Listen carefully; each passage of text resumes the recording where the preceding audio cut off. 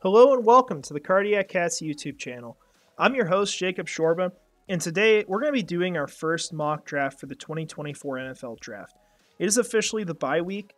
We just defeated the Pittsburgh Steelers. We're 8 games in of the 17. Playoffs are going to be here in a couple months, but this is our first opportunity to really kind of take a step back, look at this team, and start thinking about the future a bit. And that's a lot of what this channel focuses on, because what I want to offer you guys is information on the team building side of things. I want you to understand how the salary cap works, what they're going to do with players, how do they negotiate deals, what are they trying to build in the long term, what are their focuses, all these kinds of questions. And a huge part of that is the NFL draft, because this is where we're going to build this team from.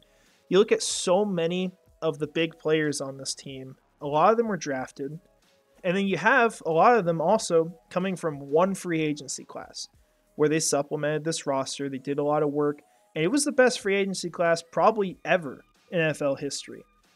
I say that off the principle that it was at the time the most money spent, and nearly every single player not only was worth the contract, but outperformed the contract. And so they surely did a lot of work there, but from that point on, it's been very clear this work is done throughout the draft. And so I want to introduce you guys to some of these players in 2024 that we could see come to Jacksonville. How do they fit? What are they good at? Just give you an idea of that. Now, we're going to go back. We're going to look at just the salary cap situation, who we're considering a part of the team for this draft. This is all taken from the last video, which we looked at the 2024 offseason, mainly the current players, the contracts, and then talked about how they're going to take care of things in the long run. What's going to be the focus? What do they have to plan for? And so in this scenario, we brought back pretty much everyone. There's a few players who are gone. Calvin Chason would be one if you want to note him. Obviously, some people don't want to. But there's him, for example. Jamal Agnew is probably the other one we didn't re-sign. You could note some smaller names like Quarterman, Dearness Johnson. These guys could come back. There's no reason why they can't, other than the size of the roster being 53 guys. But we just left them off in this scenario. The back end of the roster is kind of hard to predict. But Jamal Agnew, I think at this point, you got to see him produce as a returner this year to be comfortable giving him money for the future. Because at this point, he hasn't had a touchdown as a returner since 2021. And it was early, if I remember, in the 2021 season. So it's been quite a while. And he is a very good returner, but we need to see him have that kind of impact he did in the playoffs last year. If he can do that again, I feel very much comfortable giving him money. But until then, that's going to be an opportunity to save some cap, and you can get another guy back there returning, maybe Parker Washington when he's healthy, or you go pursue another guy that kind of plays that same role for the team. So that's all stuff to consider here. Everyone else we got back. We got Cleveland back, Josh Allen. I brought back Herndon, Ridley, and Smoot are some of the other big names. And then people we let go. Cam Robinson was one. As much as he's performed pretty well this year and been just as good as ever, thing is, at the end of the day, the cap hit is so large for him that I don't think you can justify it when you have 2 tackles behind him. They're absolutely worthy of starting on this team. And I think the guy who's played on the left side, which is Walker Little, has played just as good, if not better. And both players, they're going to have 1 year left on their contracts, and one of them is going to cost 10 times more, and that's Cam Robinson. So realistically, I think they would look to trade him or to release him, depending on how teams look at him at that point. But I don't see a future with him that makes sense, unless you want to risk alienating Walker Little and just not having a guy for the long term. Unless you want to play Robinson until he's 35, which I'm not confident in that personally. Fadakasi was one of the other 2 guys we let go. Also had Jermichael Hasty, who just hasn't played much at all, and he doesn't earn veteran minimum, so he's an easy cut at this point. Fadakasi, kind of the same thing, except obviously a lot more money. He did have a really good game against Pittsburgh. It was the highest PFF grade, I think, for the whole team. But he also didn't play a ton of snaps. And so you got to question the amount he's produced for the team, is it worth $8 million a year? Right now, it's not. If he continues to improve, then perhaps you look at him as an ascending player and you keep him around for that last year. The way it'll work, if they cut him, you're saving some of that money this year, but you also save it in 2025, which is this money right here, because this gets moved forward as a cap hit to 2024, which is why you don't save $8 million this season, and it opens up money in 2025 because the void year doesn't happen then. So that's what we did here. Just want to give you a quick recap. If you want to watch a little more on like the specific contracts, go check out the last video. That should be pretty good for that. This is the big board. A lot of information here. These guys, I'll move them around in rankings a little bit because I'm not completely sold on where they all are. But it's generally where I have them, is where they're going to stay for a while. You'll find things you like. You'll find things you dislike. That's bound to happen. There is 180 guys in here. There's a lot, okay? So consider, if say I spent about 45 hours on this, which is around what it has been this whole time with 180 hours, it's 15 minutes a prospect. And that's honestly not a whole lot. So there's a lot of work involved, but ultimately it requires even more work than that to really understand every single player. So my opinions are going to become more informed as time goes on. And so some of these guys might not be ranked exactly where they should be, but I got a general idea of how they all are, especially the first round guys. So we're going to definitely have to consider that because things could change here. But we'll take a look at this a little bit. It is available to you guys all free because I'm not going to charge you. I'm not like a great scout or anything. I'm just an NFL fan who is excited about the draft each year and wants to get to know the players and loves talking about the Jaguars. So that's what I am. And so it's going to be available in the description here. It should also be available on my Twitter. Maybe I can get it pinned on my profile. So you guys will have access to that. And if you want to do your own scouting, feel free to ask me for a copy of this.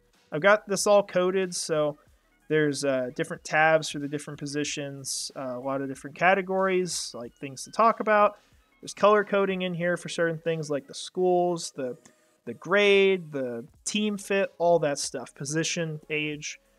So a lot of work has gone into just formatting this if you guys love the draft and you want to do your own scouting. So just feel free to ask because I will definitely be willing to give that away. But with that said, we're going to go ahead and we're going to jump into this. Before I click start, I want to note there's one trade here I did because we had to update the Calvin Ridley compensation. We are going to assume worst case scenario for this until it's not, if it isn't, that is. So worst case scenario as far as just talking about you want to give up the least for him, right? The most you would have to give up is the 60th overall pick right now, which is their second rounder, and that's if he's extended. We have him extended here, but the argument that has been made that I've heard, and it might be legitimate, it might not, we do not know for sure, because the media has not confirmed it, the team has not confirmed it. It's a very confusing side of it. Calvin Ridley has to be extended to ultimately cost this team a second in the upcoming draft. The argument is that if he is franchise tagged and he does not sign it, would he technically be extended? Because he's not really a part of the team at that point. So is that an extension? He would be after the draft, but obviously you can't change what picks given after the draft. So if that's the case, they could find a way around this and give up a third, but we're going to assume they can't. And maybe they can, maybe they can't. We do not know 100% for sure. And I apologize if in the last video I made it sound like we knew for sure. That's completely on me. I'd have to go rewatch how I worded it, but I know that was definitely at least how it came off. So we're going to assume it's a second we're giving up. So I took care of that. We got 128, and we gave up the second rounder. There's two guys on this board that I would probably consider, for one, possible to trade up for, and two, players that I would trade up for. at this point. Those two players are Malik Neighbors and Demian Robinson, or Chop Robinson. I think both players are immensely valuable to a team. I have a hard time believing Neighbors could fall, but you could possibly see it with so many good receivers. It just depends on what order they're taken. And we did see last year receivers go pretty late in the first round, so it's possible he could fall. But a lot of these other guys, really hard to imagine. There will be certain names, if they're available, that we don't think it's even possible for them to be available at that point. We're not going to draft them. For example, almost every single one of these has Brock Bowers available, which is stupid because he's going to be taken probably top 5 because that's what he's worth. So we'll see, but he's probably going to be like one of those names that's off limits. By the way, this mock draft sim, this is NFL Mock Draft Database Simulator. This takes basically all the rankings from legitimate sources around the web and it averages them, so it puts the players in order of where the whole general community sees them. It's constantly updated. It's almost like daily. Like I literally, while I was looking at this today, saw it update while I was doing it between drafts. So this is very up to date. It's going to tell us roughly where these players are going, and it's going to be the most realistic. And as we do these, like in the off season, and get to know more players, it's going to keep players in different spots a lot of the time because, well, they're going to move up and down the rankings, and it'll allow us to look at some different names and stay up to date with where things are. So that's where we are on this. We're going to go ahead and start. We're going to hope certain players don't go off the board, of course. I'll probably pause around like 15 or 16. Yep, there they go. So, like I said, Brock Bowers every single time sitting there. He's not going to be available at this point. We saw Chop Robinson went to Washington really early. Unfortunately, that could just be their pick because they trade every single edge rusher they had, basically. And Malik Neighbors goes to the Cardinals. Great pick for him. To our disadvantage, of course, because those are players you'd love to trade up for. With this board, there's guys you could justify it for, but there's no one I'm really like huge on trading really far up for. So I think what we're going to monitor is if it gets really thin, the list of players available, we'll consider jumping up a few spots so we can actually land someone. And we're not stuck with like one of our last guys we'd prefer. So names like I would consider picking, you know, Dallas Turner, Jazon Newton are up there. Not absolutely in love with them, but they are very valuable players. Kalen King could be on that list, although I feel like he should go earlier, but there are size concerns. Very similar player to Devon Witherspoon from last year. Just my opinion, but I think the way they play is incredibly similar. Graham Barton, another guy we could consider. Very versatile offensive lineman. He's played center, he's played left tackle, and he could be someone you bring in and say, hey, we're going to have you shadow Brandon Scherf, who's going to be the next guy probably to leave at this point. He's going to be 34 at the end of the 2024 season and his final year of his contract. Do you really bring him back at that age? I don't know if you do. Maybe you do for one season. I just don't think he sticks around super long after. So you need to get a guy behind him, and ideally if you can develop them, you want to do that. And that's something this team should be able to do this offseason because of the nature of the roster and how well they've done getting starters everywhere. So he's a guy that's definitely on the table. After that, both the edge rushers here, not really huge fans. You know, it'd be okay, but I'm not sold on them in the first round. I think they're kind of middle of the second round guys. Tyler Nubin's probably the last guy we'd consider at 27, and I'd still ideally want to trade back and still get him, but he is a really talented safety. Think of Andre Sisco as a strong safety that's a little more built for the roles that takes on. He plays very similar. He's a ball hawk. He's going to win you games. He's going to have the big plays, the big turnovers. He goes for the big hits. He's forces fumbles. Like, he's a really exciting player to watch, and you've seen him with the Golden Gophers this year be able to win them games by himself. That is the kind of impact he has. And you even see the same thing. I don't think he's on the board now, but Cooper DeJean, the other top safety, does it in kind of a different way. I mean, he still makes the big plays. He's a ball hawk, but he has like kick return ability and stuff too. So some exciting safeties at the top that we could definitely look at. And Leonard Taylor would be another name I'd consider at 27, although I want to see him take a step forward still this year to really consider him. But prototypical kind of defensive tackle, just down I-95, University of Miami. He'd be a really good player too. We're going to go kind of pick by pick here, see who goes off the board. So we're at Houston. At this point, I know it's a division rival. I still think they're willing. Here, let's go with San Francisco. Dallas Turner goes off the board. Yeah, they're not trading out of that pick. They need edge rush help. They really don't have that guy across from Will Anderson. And Will Anderson's played pretty well. He doesn't have a lot of sacks, but generally done well as a player. I think he even had the block kick against Jacksonville when he was here in week 3. But the issue here at this point, you're running into teams that need offensive line help. And, you could even throw in San Francisco. I think there's a high chance they draft Barden at this point, and I've actually seen them do it a lot. So this is going to be where we trade up and send them an offer, and they can look at another position here, and we'll have to, give them something that's worth it. But Buffalo, maybe they do. You could always take more offensive line help. They suffer with a lot of injuries, so most things are on the table.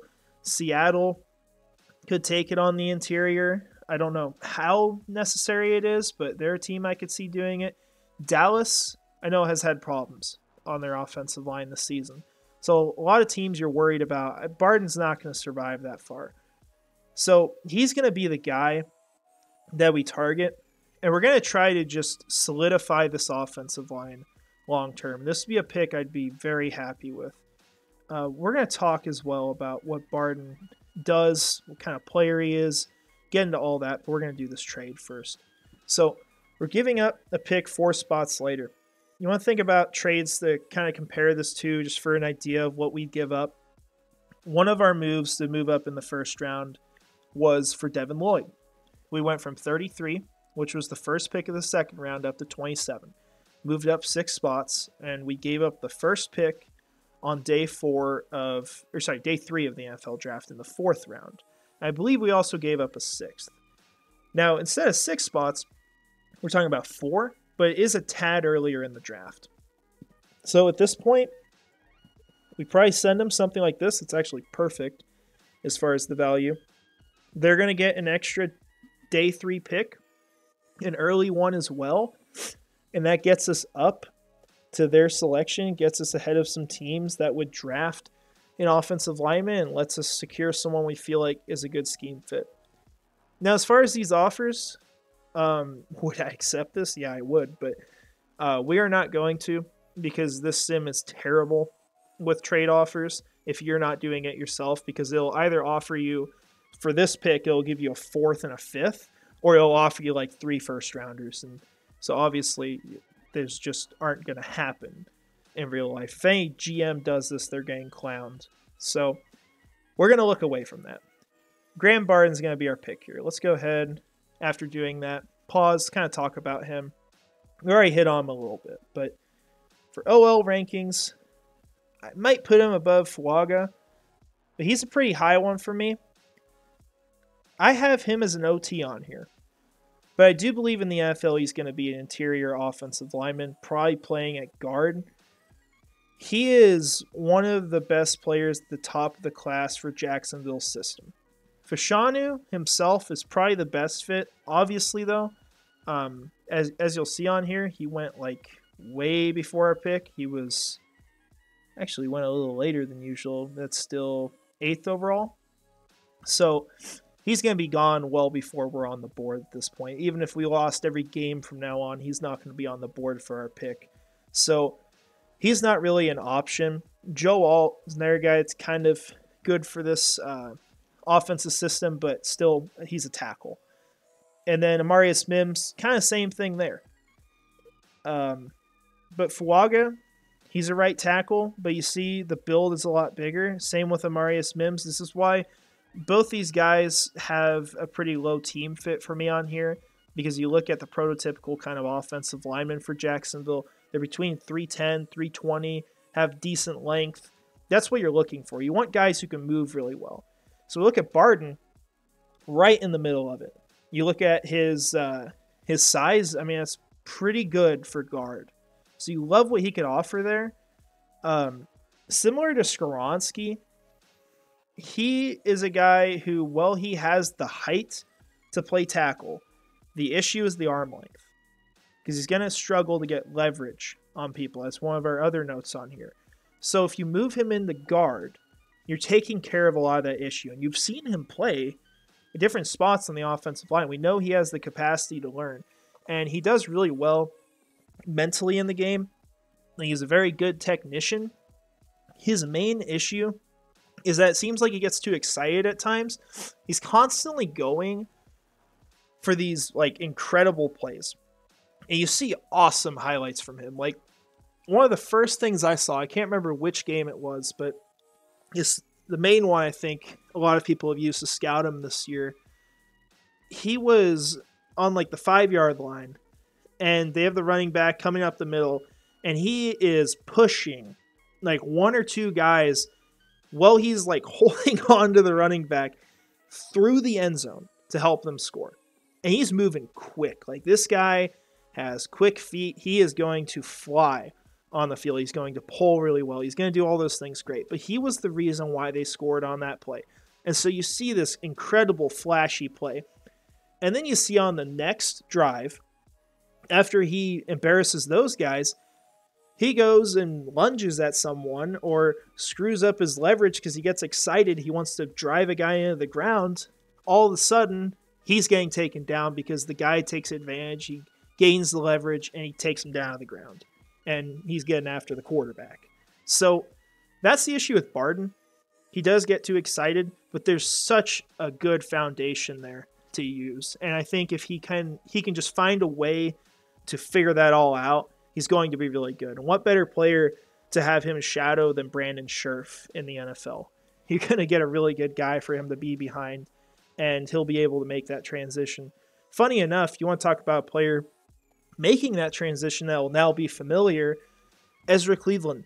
Very, very similar if Barden went through this. So Ezra played left tackle for Boise State in college. His first year in the NFL, he went to right guard. So you can see left tackles make that transition. Of course, Ezra went back to the left side. It was at guard.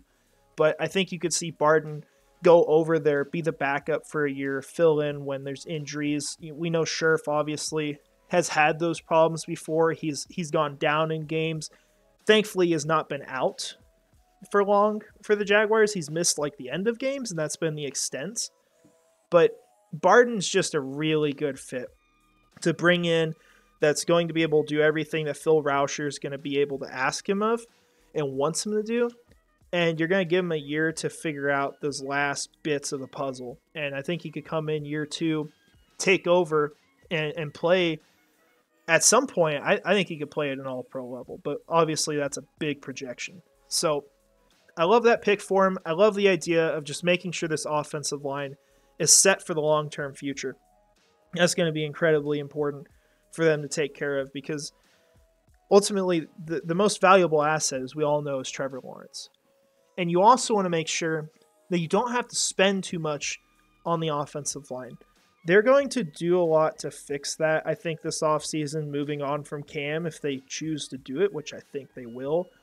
And with Scherf eventually retiring at a point, you're going to save money there if you go draft someone. And so you look at what the offensive line would be next season if this is how they draft. Walker Little still on his rookie deal for another year. Then you got to extend him. Ezra Cleveland, he will be on that second deal. Will be cheap the first year, though, because he pushed back the cap to the second, third, fourth year if it goes up to 4. Luke Fortner is going to have 2 years left on his rookie deal. You're going to have Graham Barden with 4 years left if you have a fifth-year option, and Anton Harrison on the right with 3 years left if you use the fifth-year option. Actually, sorry, no, Barden would have 5, Anton would have 4. So the offensive line is still really cheap for a while. And so I think that's a really good way for the Jaguars to go about this, because you don't want to spend a ton of money there if you can avoid it. And that is a unit that can get really expensive. If you can get a good one, that is going to separate you from the rest of the NFL by a lot. Although I'm sure the power rankings would still have us 31st. That's how they work. So that's what you got in Barton. I think he'd be a great pick for Jacksonville. So we'll go roll this out to probably around 75, 76. Because I think that's where you could consider trading up in this draft. Anything further up, you're maybe giving up a little too much, limiting how many starters you can get. I think you want to try to get 4 long-term guys if you can. So let's take a look at this board. There are some good players available, but I think players that may not be the best fit for what the offense is going to look for. For example, Troy Franklin, you know, he could be a really good receiver in the NFL. I don't know about number 1 necessarily, but he has a really lanky frame. He's not even up to size for Jacksonville, and we don't have Mike Evans kinds of guys on this team. The closest thing we have is Elijah Cooks, and he's pretty much not even seen the field this year. Cooper Beebe, it's the exact opposite. He's too big. He's like 335. He's a huge guy for guard. He does actually pull really well for that and move around quick, but he would need to lose a bit of weight. Not saying that as an insult, but just for the offensive scheme that we run, that's what you probably have to ask him to do. He would be a really good player. I just don't know if they're going to look at him as someone they would put into the scheme, and so for now, we'll probably leave him off the list of guys we'd consider. If we needed a running back, we'd be trading right now for Trey Benson. I'll say that because he is probably the best running back in the class. But you got some fun names down here as you go down the board. Tyleik Williams, I think, could be a solid defensive lineman. He's one of my favorite picks in this 3rd, 4th round kind of range. But you've got guys I think that have more upside. TJ Tampa, really good build. I think he's 6'2". He's got good size to his frame. And he comes from a college that's done really well with cornerbacks. He's not really allowed a whole lot of yardage. I think he's under 200 still on the year. If I remember, we'll take a look here so we actually use this a little bit. I think his passer rating allowed is really low too. Yeah, it's in the 40s. He has allowed 156 on the season. Consistently grades out well. Got 2 turnovers this season, 2 interceptions, that is. He's got a decent amount of pass breakups. He's a guy that you would feel really good having come in as a backup on the outside. And at some point, he could start for this team. I don't know if he's someone who could really play in the slot. He doesn't do a whole lot of that, if at all. But he'd be a really nice backup on the outside. And then you got Jalen Polk, who I think is going to go a lot earlier. I think he's going to be, as far as his draft projection, where he goes, going to be kind of like Jahan Dotson. That's how I see him. Because I think he should go around like 32 to 40. But I could see a team really falling in love with him because he's a very complete receiver and just saying, you know what, this guy's a first rounder, and they go pick him at 18. You know, like the Commanders have done every year, whether it's, you know, Emmanuel Forbes or Jahan Dotson, like I mentioned. Polk could be that kind of guy. If he's available at this point in the draft, I think you're running up to the podium. He's someone who's going to be able to fill in really well for what Zay Jones does. If he's injured, and then long-term, we'll take a look at his wide receiver profile. We'll probably trade up for him. As you see here, he is my number 5 receiver. He is not that far off of Rome Odunze. I got an A- on Odunze. It might go up a little bit. Jalen Polk is a B+. And I think he's even a little bit more of a fit than Odunze just based off size. I mean, he's pretty comparable to what Zay Jones brings in. He's a strong player, strong hands. He adjusts to the catch really well, and he also has that great athletic ability in short area. He can really get around guys and trick people. Just, he does a lot. And he also plays around the formation, like everywhere. So this is a guy, when he comes in, you can have him start wherever you need to. You have Christian Kirk go down, Polk can be your slot receiver. If it's Zay Jones, He's a perfect fit for that. He could play on the outside, even for Ridley. So Polk is a really good fit. Still a young guy too at 22. I've got a 10 on him. I think he's great for this team. You know, you just need him to be a little bit better of a blocker. And then this about the awareness of yardage. I've seen some plays where like he runs backwards on the when he's like by the sidelines, and then he loses a first down. Just little things like that where he just needs to be a little more aware of where he is on the field. But is that a problem that's like never going to be coachable? Obviously not. Like you can get past that. Obviously it's possible he doesn't, but I think that's something they could coach out of him. And we got Chad Hall as our wide receiver coach. We feel pretty good about him. Other guys to be fun here. Chris Braswell. He's a ascending edge in this class. Dallas Turner's his teammate. He himself said he thinks that Braswell is basically a clone of him. And Braswell's proven that every week. I mean, he's got, I think, 9 sacks in like 7 or 8 games at this point. He's done fantastic for Alabama. And he's got some ability to create big plays, not only in like creating sacks, but returning some fumbles, returning interceptions, like whatever it is. I mean, we've seen some of that from him. It's been great. Chris Abrams-Draine, last name I'll throw out around this range. He is a really good corner, just a very good outside corner. The issue with him is size. He's 5'11", but with that said, the other part of it, as you'll see here, and I'll probably raise him up my rankings a little bit, he is 178 pounds. This is like 20 pounds less than what Tyson Campbell is. And Campbell's not some kind of like massive corner. Like he's about average, maybe a little small. And so you think about like who Chris Abrams-Draine is going up against. These are going to be receivers who are, 30 pounds heavier than him at a point. And so I'd like to see him put on a little bit, but there's just a really good foundation there. For some reason, I think okay, that's back in place. I don't know how that got picked up. But he'd be a really good pick. He might be someone we get with that 3rd pick, or maybe if we can move up with the 4th. But at this point, with this board, and let's laugh at the fact that Bo Nix is sitting there. That's stupid. He'll probably be a 1st rounder. This board, though, I think we're going to move up. We're going to get Polk.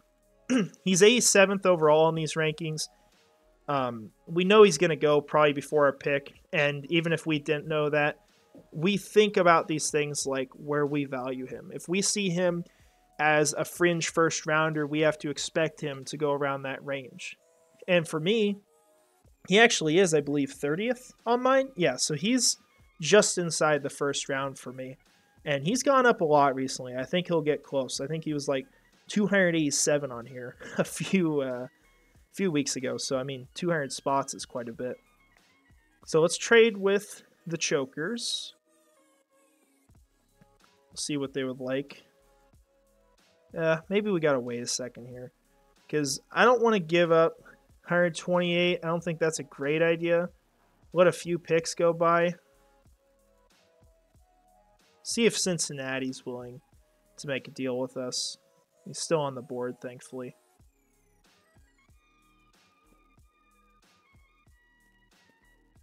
So we'll offer... They'll take that. Okay.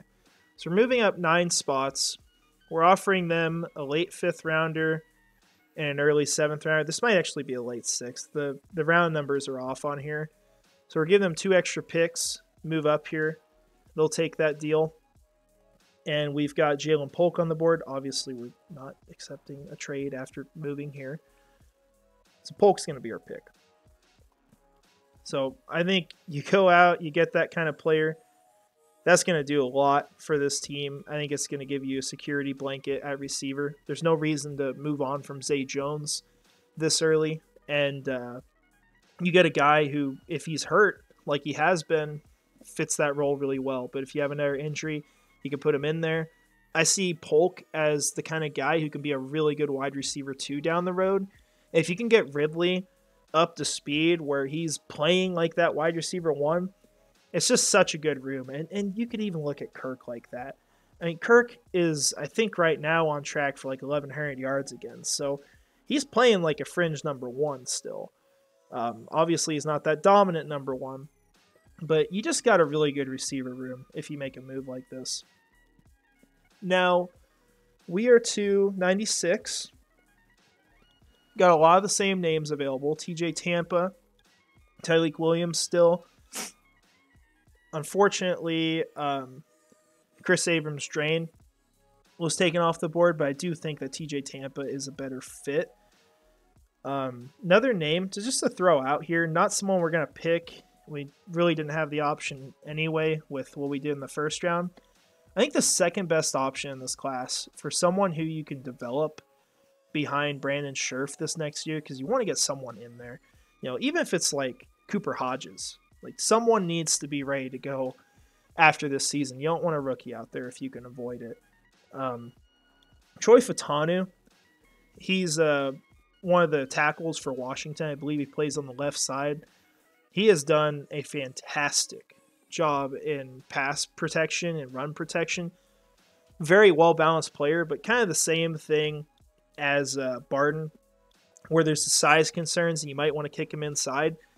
He would be my second option. I think right now I've got him at 43 on my board. So he's a pretty high prospect. You see, last time I did this, he was 143.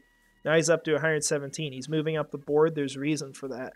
You know, I think he's a guy who should be sneaking into the second round, if not the early third. So great value if you went that direction, but not really my top option. We got another fun name down there with Jacksonville Davis. Maybe we'll get to talk about him, but depends on how this board goes at that point. TJ Tampa is going to be our pick. This is the best player on the board, in my opinion, at this point. He's a fringe first for me. I think some of it is just that he's a lesser-known name at this point, but very good player. Going to be a great backup, someone you can develop and eventually take over. We're going to let this run to 128. Want to probably keep the picks at this point. No reason not to. And we'll see who's stuck here on the board. We're going to reject that because, like I said, we don't take those trades. Fautanu, still sitting there. Jacksonville Davis is still here too. That's probably going to be our pick at this point.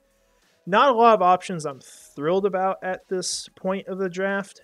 Fautanu is probably arguably the best here, but I don't have Jacksonville much behind him. And you do have to ask the question, can you see a guy having a role on the offense anytime early in his career? You know, because if this is like Fautanu's taking over after 4 years, obviously not worth it. You know, he has to have some route. And so I don't see that here unless like you weren't re-signing Ezra Cleveland, because then you maybe look at Barden as the left guard and Fautanu is the one being mentored. So maybe if that was the case, but it's not here. Jacksonville Davis, talk about him for a second. He's a guy who impressed me from Wake Forest. I think he's kind of around 50s here, if I remember. Maybe he's a little lower. I'll probably have to raise him up a little bit. Maybe I'm not. Okay, I've got him at 80s. But he's a guy who plays really fast. He's pretty good off the line. He's moved all around Wake Forest defensive line. Don't really agree with that. You know, it's kind of like the Lucas Van Ness stuff last year where they're just like putting him anywhere they can and they aren't really letting him learn a position. And so there's the question of like how much potential is not being tapped into because of the way they're running these guys. But Jacksonville Davis, you know, plays with urgency.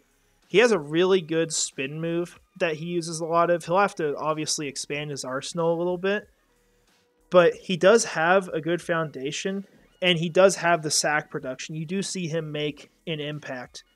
There is some question about length. It's not completely ideal, but it's not terrible. Flexibility is kind of the same. Like I said, you know, he needs to be sitting down in one role, and you're going to want him to develop some moves. But I see this as a guy, you know, like you see here, defensive end. He's playing probably in a three-point stance on the defensive line. It's not going to take snaps away from a guy like Trayvon Walker or a Josh Allen. You're going to have him in with like Dwan Smoot on your third downs and maybe before that. And he's going to make a good impact for you and be someone you can develop. And we'll take a look at him on PFF just to give you more of an idea. You see he's graded out really well this year, especially as a pass rusher. 6 sacks on the season is really good. 36 pressures over 8 games for him because he didn't play week 5. This is really good production for him. And you even see him still getting pressures against good teams. I mean, look at Florida State. This is probably your top example if you want to see him performing well against good competition. Most pressures he got in the year was against Florida State. So I feel good about him as a prospect. I think he's someone who could sneak up a little farther. If I recall, was Keon White from Wake Forest? I think he was like the Georgia Tech. They have very similar logos. I was thinking they were the same school. They are not. But Jasheen Davis would be someone I'd really like around this range. Maybe you're just throwing another pick at the problem and it's not a high enough pick. But in this scenario, I don't think we had anything available early enough to really make much of a dent. I think Chris Braswell would have been the main argument. But Polk is such a good player that I'm going to go that direction each time. So Jasheen's going to be our final pick. So we'll evaluate this and just kind of wrap it up. And as we do more of these, which it'll be a while, obviously the NFL season's halfway through, but this is their bye. It gives us time to look at it. We'll get to know players over time. We'll get to know more of them. But just to kind of recap here, what we've done with these picks is we found guys that they don't have to come in and start immediately, but you can see them being starters for this team in the long term. You can see them developing really well and making an impact. Barden is going to be someone I think is pretty safe in this draft. As long as you can just coach out some of those issues that he has with just being this crazy energetic guy who maybe makes poor choices at times. If you coach that out of him, he's a very technically sound player. You put him at right guard, you have your future there, and you have one of the best offensive lines in the league at that point. And then Polk, you're getting a player who just mirrors what Zay Jones does so well. And you're going to get him cheap. You're going to get someone I don't think has had a ton of health concerns this season. He's going to make a really good impact on this team. And then TJ Tampa, I think that fixes a lot of the problem you've had with depth at corner. Because, look, they've had a lot of guys you could talk about in the slot. But who's the outside dude? It's right now Monteric Brown. And kudos to him. I don't want to throw him under the bus. He did have the huge play against the Saints, but you don't want to be complacent in building your roster. You're not saying you cannot get a guy behind Darius Williams because Monteric Brown exists. We're not even saying that for Brandon Scherf.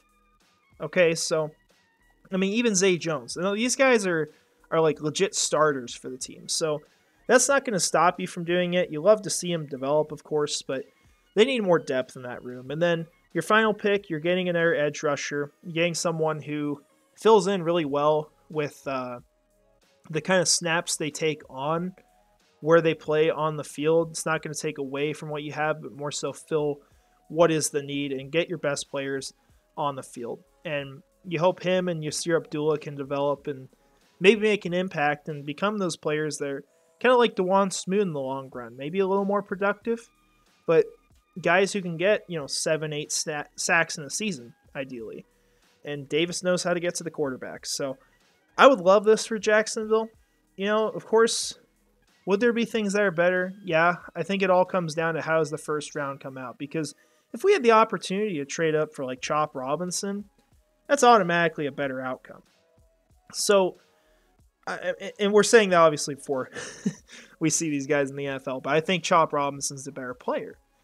So with how this went, I think we did the best we could. If we didn't make a move on Barden, you're settling probably for a safety. You're getting a good one, but that was about the best there was. Leonard Taylor as well, but he's not necessarily someone you're 100% certain makes that impact you want. Whereas Barden's a bit safer. He's a really good fit, and you could be a little more confident in that and the situation he's coming into. So I like this for the Jaguars. We'll definitely have to monitor where these players are being ranked, where they're going to go, what we see from them the rest of the season. There's still a bit of the college football schedule but I hope you guys got to know some of them, and feel free to check out the big board. It's available to y'all, like I said earlier. So thanks for watching. Hope you enjoy the rest of this bye week. Enjoy the games on Sunday, especially knowing that on Sunday someone's going to lose in the conference. We're going to be at least third. We might be second. That would be pretty nice. But we'll have to see what happens. I don't say Thursday because it's the Titans and Steelers tonight. Obviously, you guys will see this after that. But yeah, Sunday is the better day for football games. But enjoy this bye week. Enjoy your time, guys. I hope you enjoyed this video. Hope you have a great rest of your day. And finally, go Jags.